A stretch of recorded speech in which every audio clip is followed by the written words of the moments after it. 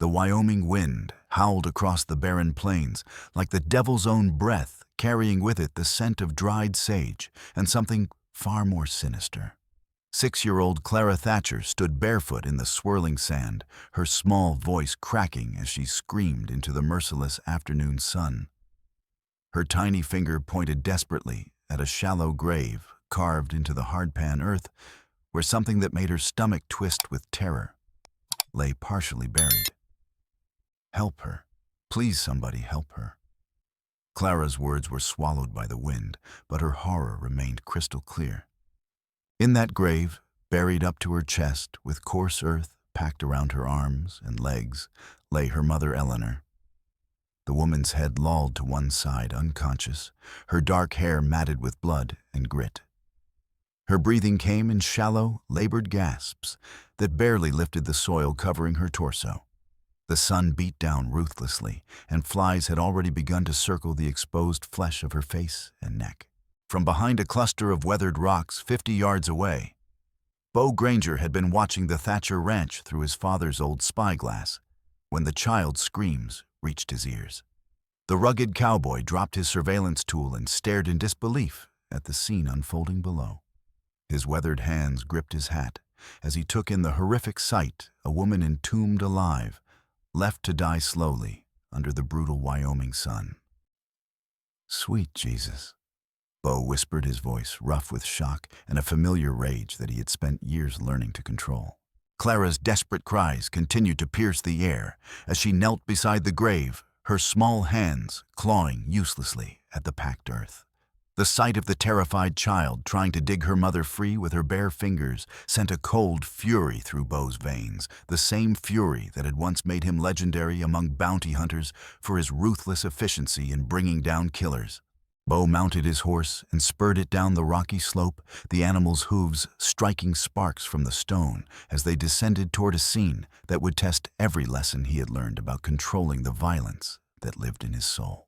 The Dust Ridge Ranch squatted in the Wyoming wilderness like a fortress of isolation surrounded by barbed wire fences that gleamed wickedly in the sun. Amos Thatcher had built his homestead not just to keep livestock in, but to keep the world out. He was a man who saw God's hand in every harsh wind and unforgiving drought, and he ruled his small domain with the iron fist of biblical righteousness, or at least his twisted interpretation of it.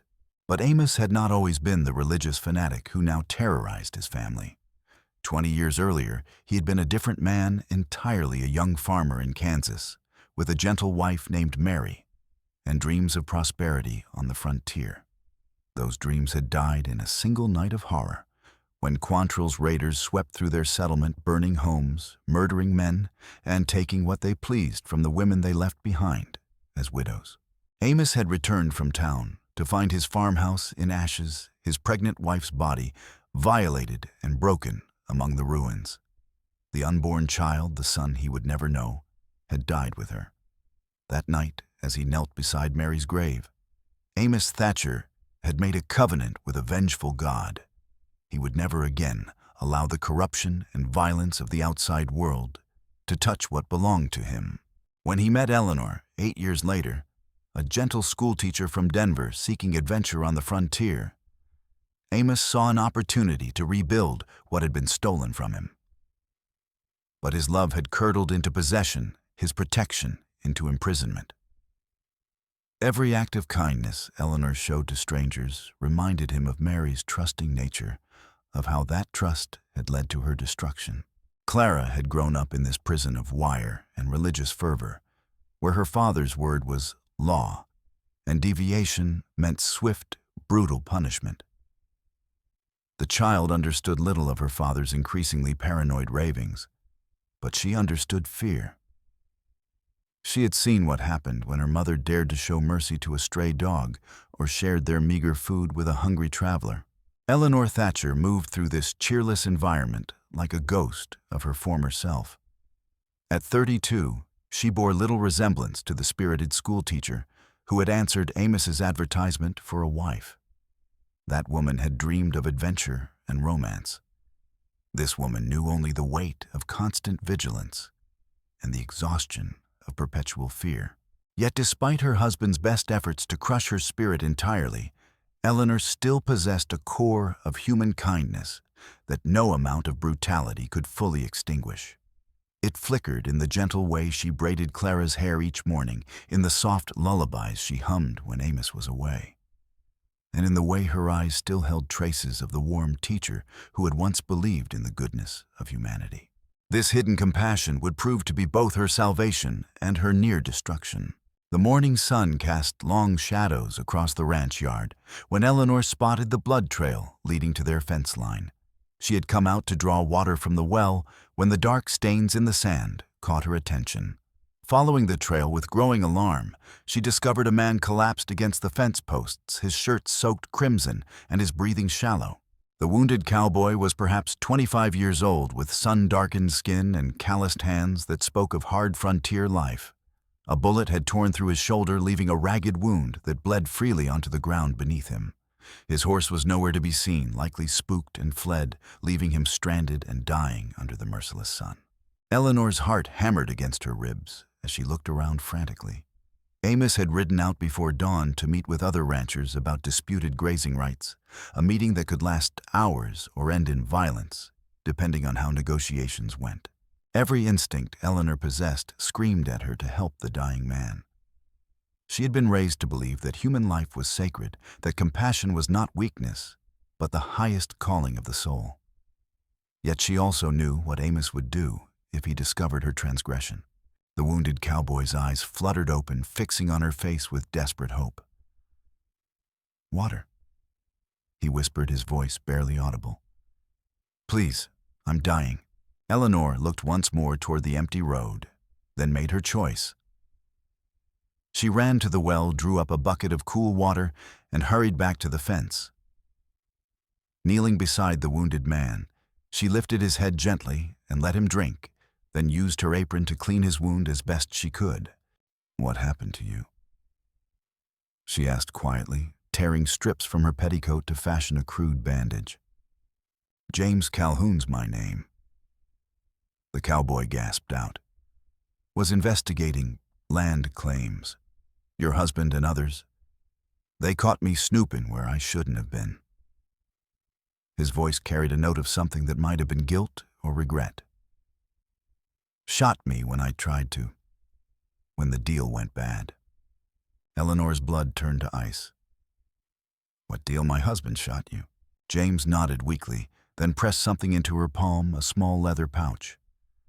"Evidence of illegal claims. Documents, witness statements. Keep it safe. Might be the only justice we get now." There was something in his tone, a bitter edge, that made Eleanor wonder what justice he was truly seeking.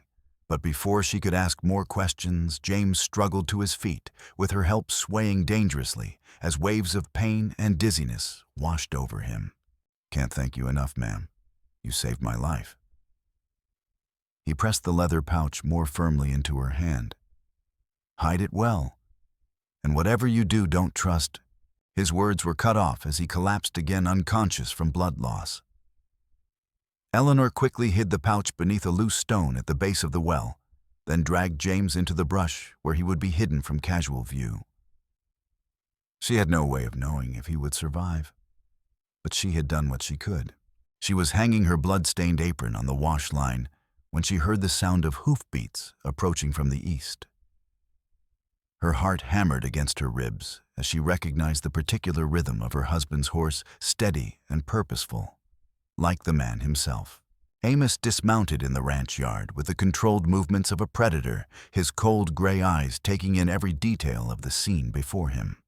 The empty water bucket, the disturbed sand by the fence line, the way Eleanor's hands shook as she tried to appear busy with her chores. It all painted a picture that sent his carefully controlled rage building like pressure in a steam boiler. "What did you do?"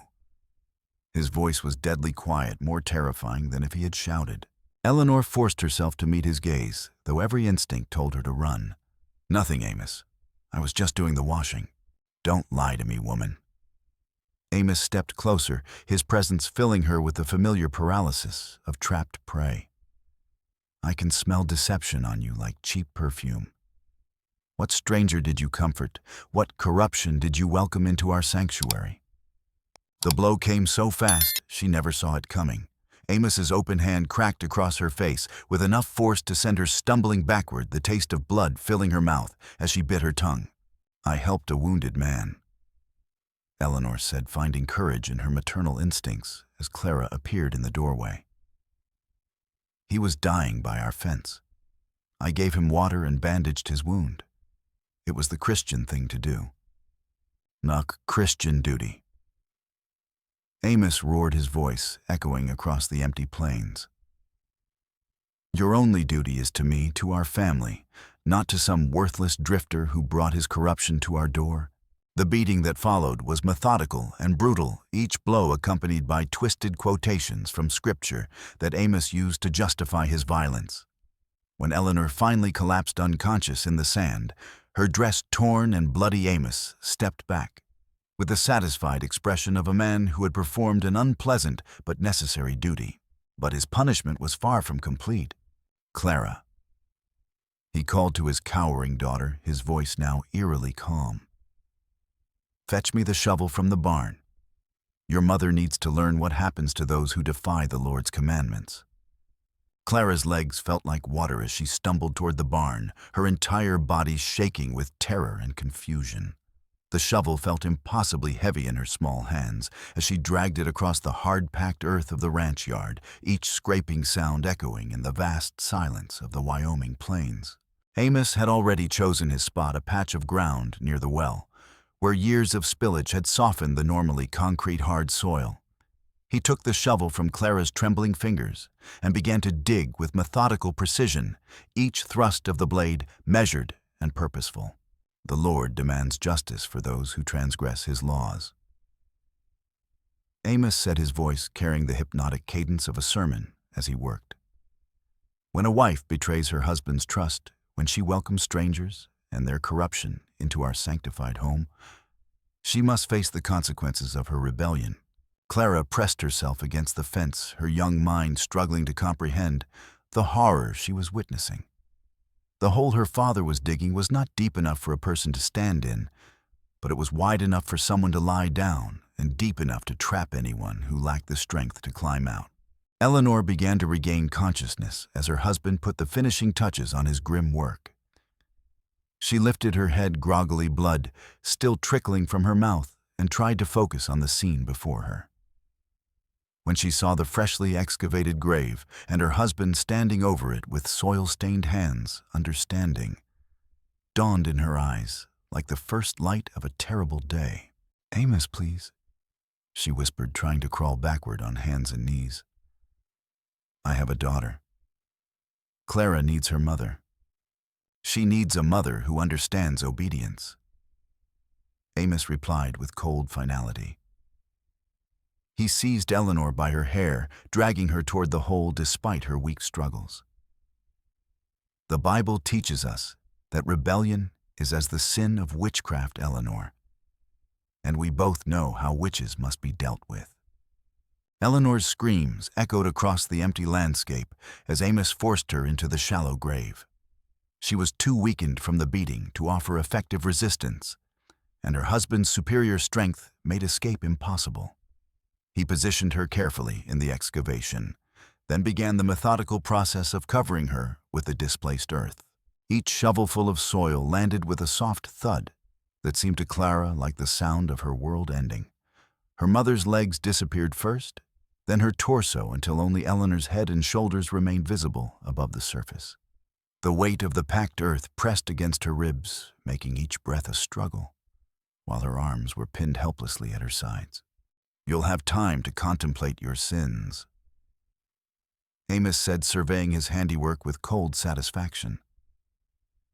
"Time to ask God's forgiveness for the shame you've brought upon this household."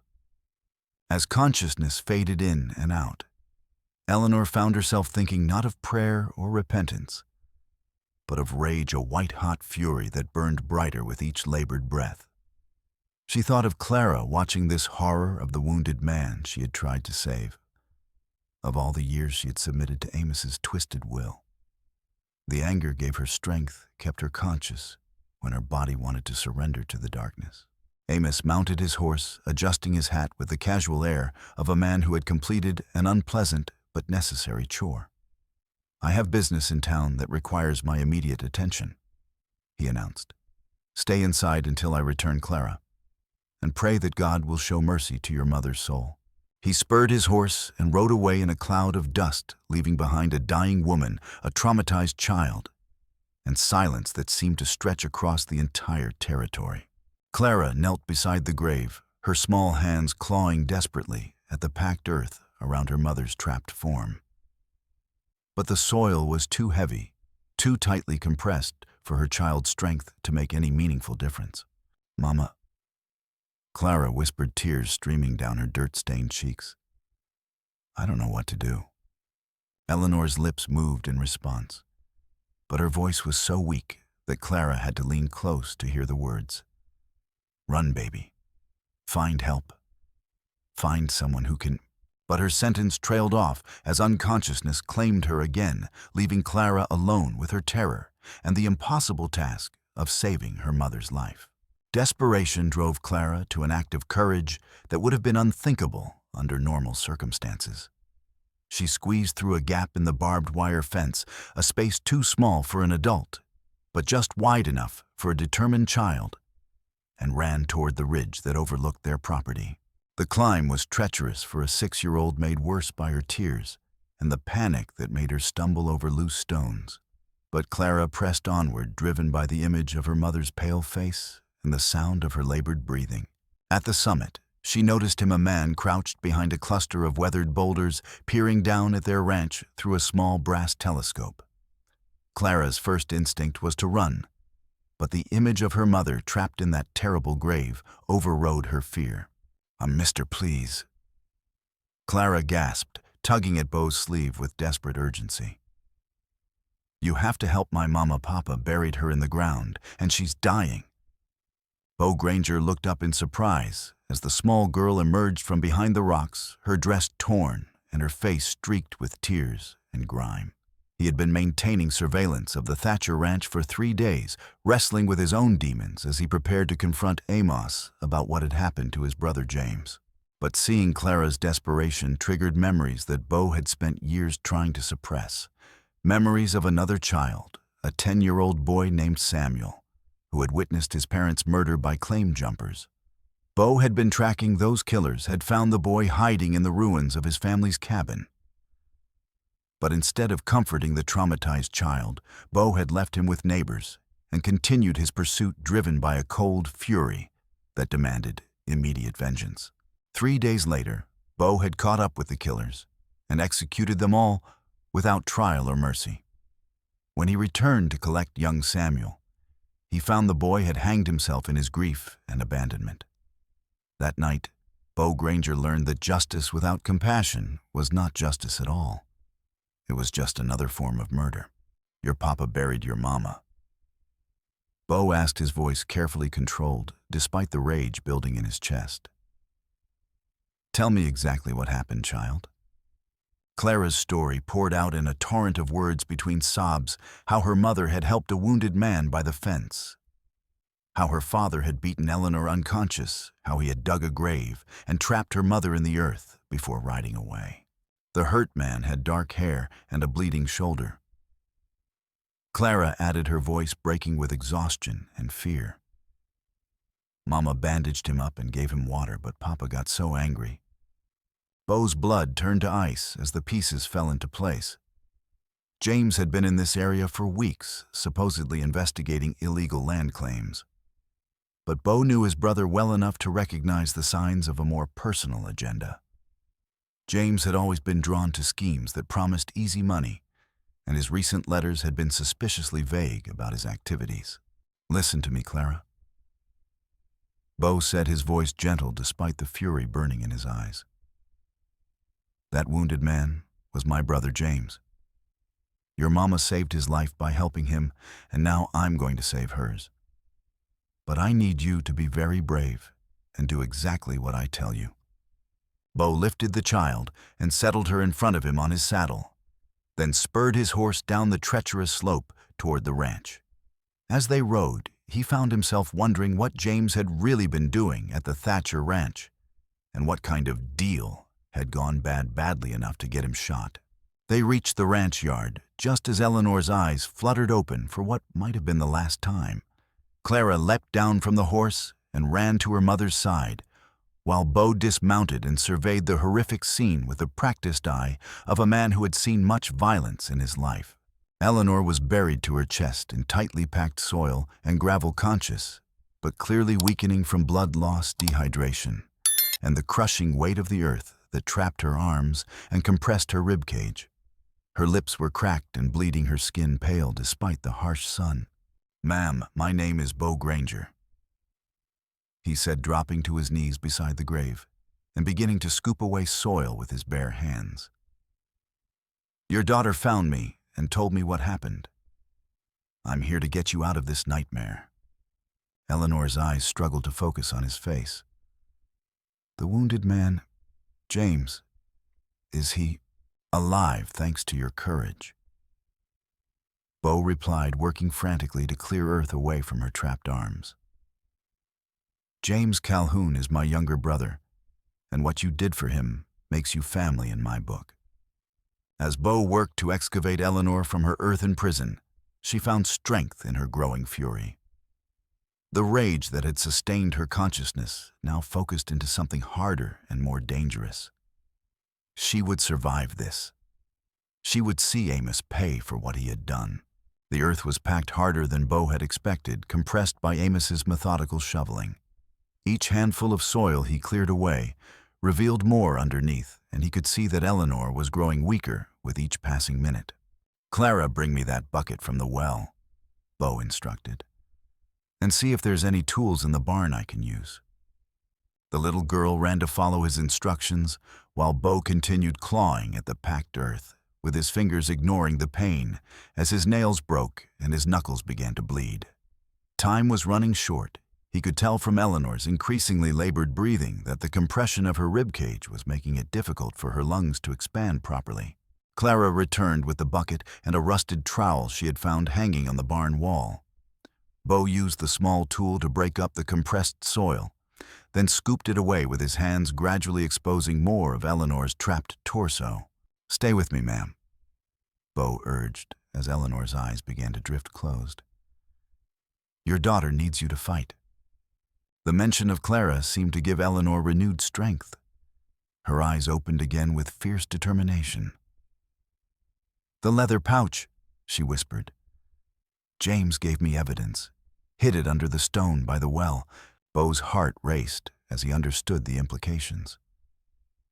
"We'll find it," he promised, finally managing to free Eleanor's right arm from its earthen prison. "But first, let's get you completely out of this grave." The process took another 20 minutes of careful excavation. When Eleanor was finally free enough to be lifted from the hole, she was too weak to stand on her own. Beau carried her carefully to the barn, where he could tend her injuries away from the direct sun. As he worked to bandage the worst cuts from Amos's beating, Eleanor slowly regained some strength and coherence. "How long do we have before my husband returns?" she asked. "Hard to say," Beau replied.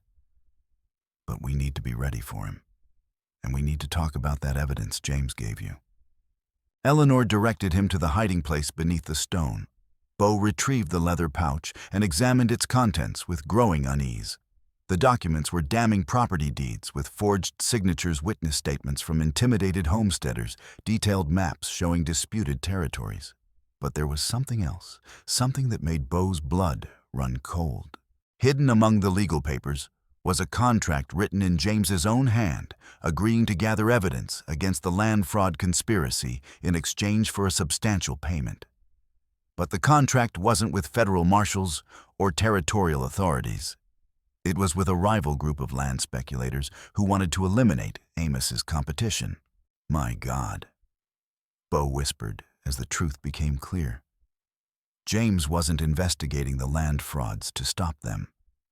He was working for a competing group, trying to destroy Amos and his partners so his employers could move in and take over their operation. Eleanor looked up from where Clara was curled against her side. "What does that mean?" It means my brother isn't the hero I thought he was, Bo said grimly. He's been playing both sides, and when Amos found out, they tried to kill him to keep him quiet. The revelation hit Eleanor like a physical blow. The wounded man she had risked her life to save the brother Bo had described so fondly, both were illusions. James Calhoun was just another criminal, and the evidence she possessed was tainted by his selfish motives. But the evidence is still real, Eleanor said slowly. Even if James was working for the wrong reasons, Amos and his partners are still murderers and thieves. Bo nodded, but his expression remained troubled. The question is, what do we do about it? If we turn this evidence over to the authorities, James will hang alongside Amos and the others. And if we don't, more innocent people will die, Eleanor finished. More families will lose their homes and their lives to these monsters. Clara looked up at her mother with wide, frightened eyes. What does that mean, Mama? Is Mr. James a bad man too? Eleanor smoothed her daughter's hair with a trembling hand. It means people are complicated, sweetheart. Sometimes good people do bad things, and sometimes bad people do something good by accident. Bo folded the documents carefully and tucked them inside his jacket. Right now, we need to focus on staying alive. When Amos comes back and finds you gone, he's going to be desperate and dangerous. He'll come back armed and ready for trouble, Eleanor warned. Amos never takes chances when his control is threatened. Then we'd better be ready for him, Bo said quietly, checking his weapons. Clara's voice rang out from near the barn door, high and frightened. Someone's coming, I can see dust on the road. Bo moved quickly to the barn door and peered out toward the main road. In the distance, a cloud of dust marked the approach of a single rider, moving at a steady pace that suggested confidence rather than haste. Is it your husband? Bo asked. Eleanor joined him at the door, shading her eyes against the afternoon sun. Yes, she said, her voice tight with a mixture of fear and anticipation. That's Amos. Bo checked his weapons, a well-maintained Colt .45 on his hip and a Winchester rifle he had retrieved from his saddle. Both guns were fully loaded and ready for action. Eleanor, take Clara to the back of the barn and get behind those hay bales, he instructed. Whatever happens, keep your daughter safe and don't come out until I tell you it's over. But Eleanor shook her head, her eyes blazing with the fury that had sustained her in the grave. No, she said firmly. I'm done hiding. I'm done being afraid. That man tried to murder me, and I won't cower while you face him alone. Bo started to protest, but something in Eleanor's expression stopped him. This was not the broken woman he had pulled from the grave an hour earlier. This was someone who had stared death in the face and chosen to fight back. Clara's sweetheart, Eleanor said, kneeling beside her daughter. I need you to hide behind those hay bales and stay there no matter what happens. Can you do that for Mama? Clara nodded solemnly, then threw her arms around Eleanor's neck. I love you, Mama. I love you too, baby.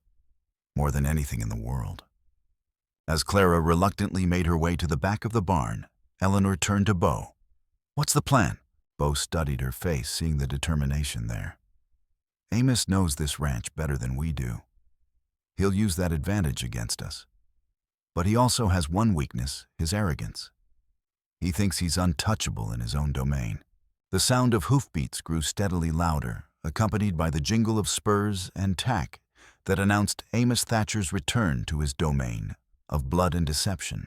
Stay behind me until we see how this plays out, Bo said. And whatever happens, don't let him get between you and Clara. Eleanor nodded, her hands steady despite the magnitude of what they were about to face. The woman who had been buried alive was gone, replaced by someone harder and more dangerous, someone who had nothing left to lose and everything to fight for. The confrontation that had been building for years was finally at hand.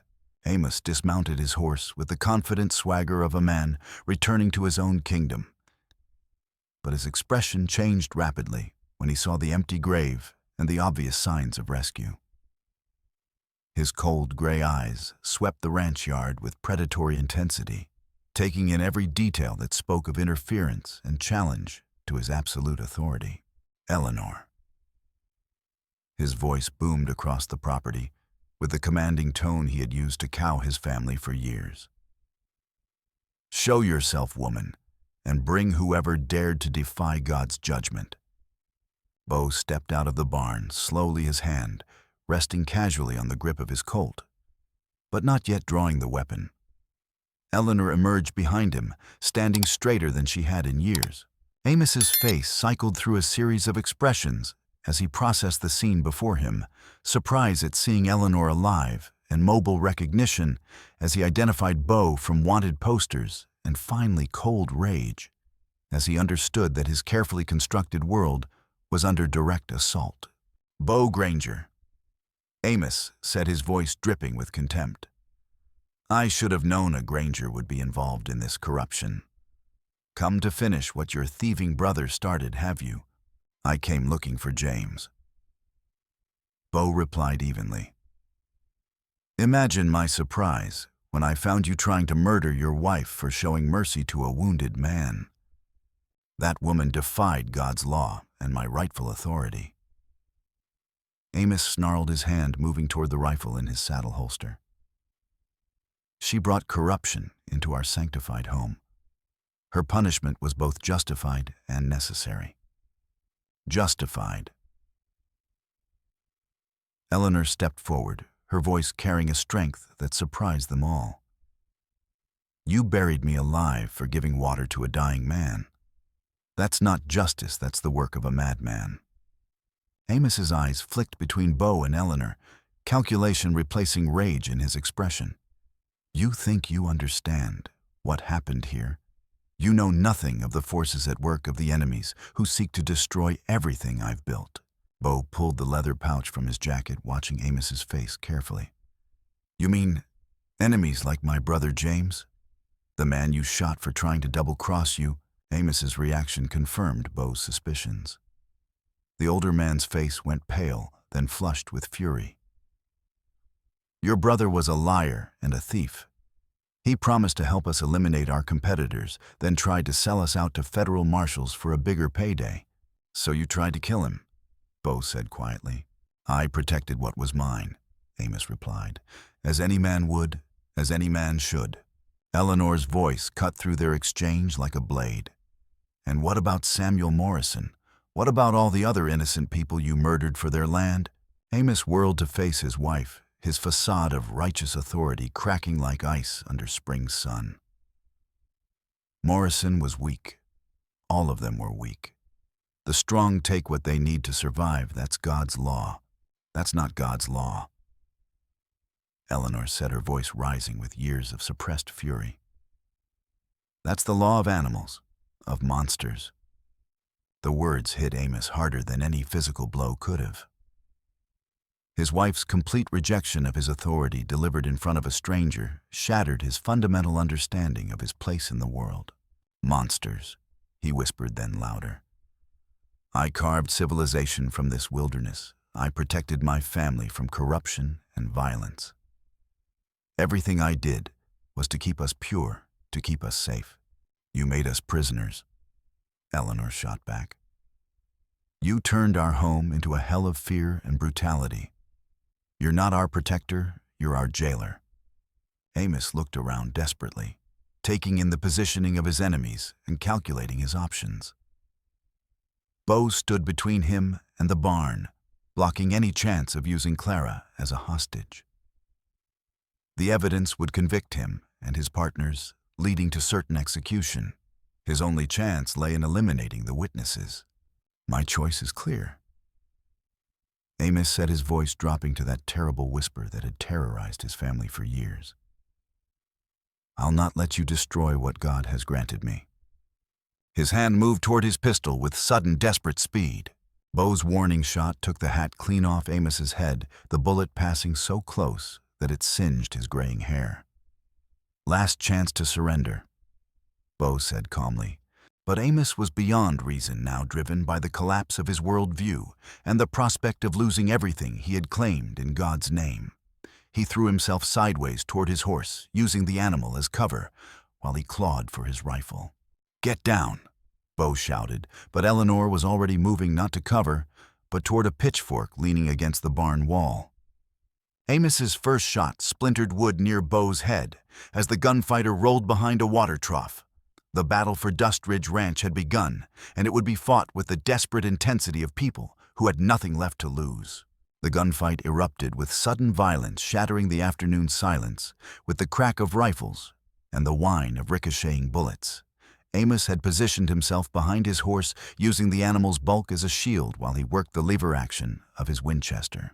Bo answered with measured shots from his Colt, each bullet carefully aimed to keep his opponent pinned down. But Amos had the advantage of better cover and superior firepower, and he was using his knowledge of the ranch to maximum effect. "You can't win this, Granger," Amos shouted between shots. "This is my domain. Every inch of this ground is under my control." To prove his point, Amos shifted position, moving to a secondary firing position behind the well that he had obviously prepared for exactly this type of confrontation.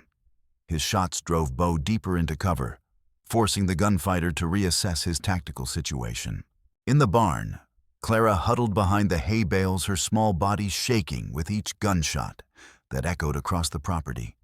But Eleanor was no longer beside her daughter. She had moved to the front of the barn, watching the battle with calculating eyes.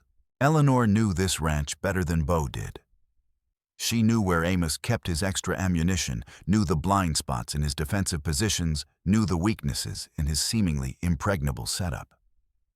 And more importantly, she knew that her husband's arrogance was also his greatest vulnerability. Bo realized he was at a severe disadvantage. Amos had multiple firing positions, prepared plenty of ammunition, and intimate knowledge of every tactical advantage the ranch offered. Meanwhile, Bo was trapped behind inadequate cover, with limited ammunition and no knowledge of the terrain. A bullet from Amos's rifle creased Bo's left shoulder, sending a lance of pain through his arm and causing him to drop his Colt. Blood seeped through his shirt as he scrambled to retrieve his weapon with his good hand. "There's blood to me, Granger," Amos called out with savage satisfaction. "How does it feel to be the hunted instead of the hunter?" Eleanor saw Bo's predicament and made a decision that would have been unthinkable an hour earlier. She grabbed an armload of oil-soaked rags from the barn and began moving carefully along the building's wall toward a position where she could flank Amos. Bo saw her movement and understood immediately what she intended. "Eleanor, no," he called out. "It's too dangerous." But Eleanor was beyond listening to caution. The woman who had been terrorized and buried alive was gone, replaced by someone who understood that sometimes survival required taking terrible risks. She reached the corner of the barn and struck a match, igniting the bundle of rags before hurling them toward a pile of dry hay near Amos's position. The flames caught immediately, sending up a column of thick black smoke that began to obscure the ranch yard. Amos realized the danger and broke from his cover behind the well, moving toward a new position near the house. But the smoke and flames had disrupted his carefully planned defensive setup, and for the first time in the battle, he was exposed and vulnerable. Bo rose from behind the water trough and put 2 quick shots into Amos's torso with his good arm. The older man staggered, but didn't fall his thick coat, and the distance reducing the impact of the bullets. Amos brought his rifle up for a final shot, his face twisted with rage and determination to take his enemy with him into death. But as he steadied his aim on Bo's exposed position, Eleanor appeared behind him with the pitchfork she had taken from the barn. "Amos," she called. Her husband turned toward the sound of her voice, and Eleanor drove the pitchfork's tines deep into his back, with all the strength born of years of suppressed fury and the desperate love of a mother protecting her child. Amos screamed and lurched forward, the rifle falling from his hands as the steel points pierced his lung. He crashed to his knees in the sand blood frothing from his mouth as he struggled to breathe. Bo approached cautiously as Colt trained on the dying man. Eleanor stood over her husband, the bloody pitchfork still gripped in her shaking hands, her face a mask of exhaustion and grim satisfaction. "Eleanor." Amos whispered, his voice barely audible. "I did it all For you, for our family, to keep us pure and safe. Eleanor looked down at her dying husband with a mixture of pity and revulsion, seeing him clearly for perhaps the first time in their 8-year marriage. You nearly killed me, Amos. You would have made Clara watch me die in that grave. That wasn't protection, that was evil. Amos coughed, blood speckling his lips. The money, hidden in the house, under the loose board by the fireplace. You'll need it when they come looking for their partner. His words trailed off as death claimed him, his eyes still fixed on Eleanor's face with an expression that might have been regret or relief. She stood over his body for a long moment, feeling only emptiness, where anger or grief should have been. Clara's voice called out from the barn, small and frightened. "Mama, is it over?" Eleanor dropped the pitchfork and ran to gather her daughter in her arms. "Yes, baby, it's over. We're safe now." But even as she spoke the words, Eleanor knew they weren't entirely true. Amos's final warning echoed in her mind. When they come looking for their partner, the land fraud conspiracy was larger than just her husband, and his death would not end the danger they faced. Bo holstered his weapon and joined them, his wounded arm cradled against his chest. "We need to get out of here," he said quietly. Amos was right about one thing: his partners will come looking for him eventually, and when they do, they'll want to tie up loose ends. Eleanor nodded, understanding the implications. "How much time do we have?" Not much," Bo replied. "We need to collect whatever evidence we can, take what money and supplies we can carry, and be gone before nightfall." They searched the house quickly, finding not only Amos's hidden gold, but also additional documents that revealed the full scope of the land fraud conspiracy. The evidence was damning, but it was also dangerous. Possessing it made them targets for every criminal involved in the scheme. As the sun began to set over the Wyoming plains, the unlikely family loaded their meager belongings onto Bo's horse and the mount that had belonged to Amos. Clara rode with her mother, while Bo led them away from the ranch despite the pain in his wounded shoulder. They paused at the top of the ridge where Clara had found Bo earlier that day, looking back at the place that had been both prison and battleground. Smoke still rose from the smoldering hay, and Amos's body lay motionless in the yard, a final testament to the violence that had defined his life. "Where will we go?" Eleanor asked, her voice steady despite the uncertainty that lay ahead. Bo considered the question carefully. "There's a federal marshal in Cheyenne who's been investigating the land frauds. If we can reach him with this evidence, we might be able to see justice done properly this time. And after that," Bo met her eyes, seeing the strength that had carried her through the day's horrors. "After that, we start over. Somewhere new, somewhere safe. Somewhere Clara can grow up without fear." Eleanor nodded, understanding that their journey together was just beginning. The woman who had been buried alive was gone forever, replaced by someone harder and more resilient. Someone who would never again allow herself or her daughter to be anyone's victim. As they rode away from Dust Ridge Ranch, leaving the past buried behind them, Eleanor felt something she hadn't experienced in years: hope for the future. Not the naive hope of a schoolteacher seeking adventure, but the hard-won hope of a survivor who had faced the worst humanity had to offer and emerged victorious. The nightmare was over.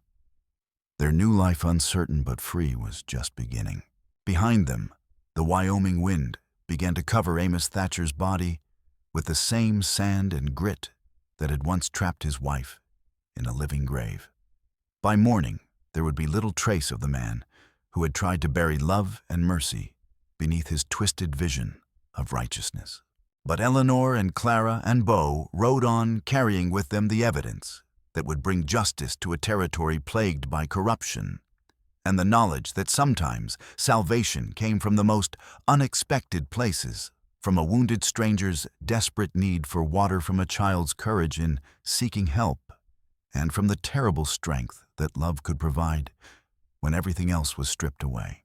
The stars emerged in the clear Wyoming sky. As they disappeared into the darkness, 3 survivors bound together by trauma and hope, riding toward an uncertain but free tomorrow.